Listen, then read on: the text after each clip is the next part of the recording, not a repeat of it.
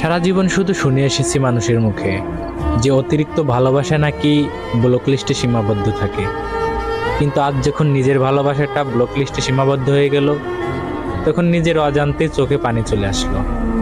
কারণ কখনো তো এমন হওয়ার ছিল না যে নিজের ভালোবাসাটাও এরকম ব্লক লিস্টে একসময় সীমাবদ্ধ হয়ে যাবে।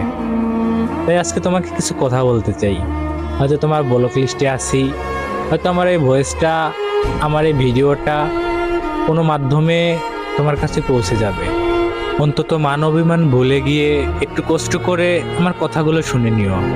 কি এমন ক্ষতি করেছিলাম আমি তোমার, যে এভাবে তিলে তিলে আমার জীবনটা শেষ করে দিলে? আমি তো কখনো তোমাকে বাধ্য করিনি যে আমাকে তোমার ভালোবাসতেই হবে। তুমি আমাকে ভালো না বাসলেও পারতে, আমার জীবনটা এভাবে না শেষ করলেও পারতে। যে মনে ভালোবাসা ছিল না সেই মনে ভালোবাসা জন্ম দিলে, হাজারো স্বপ্ন দেখালে, আবার সেই স্বপ্নগুলোই তুমি ভেঙে দিয়ে বেটার অপশন খুঁজে নিয়ে চলে গেলে। খুব প্রয়োজন ছিল, তাই না?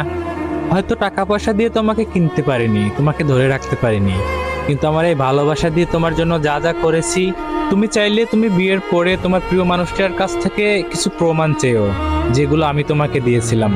তোমাদের ডিভোর্স হয়ে যেতে পারে প্রমাণ নিতে গিয়ে, তবুও আমার মতো করে সে কখনো বলতে পারবে না যে আমি তোমাকে কতটা ভালোবেসেছি। তবে দিন শেষে তোমার প্রতি আমার এক আকাশ পরিমাণ অভিযোগ থেকে যাবে।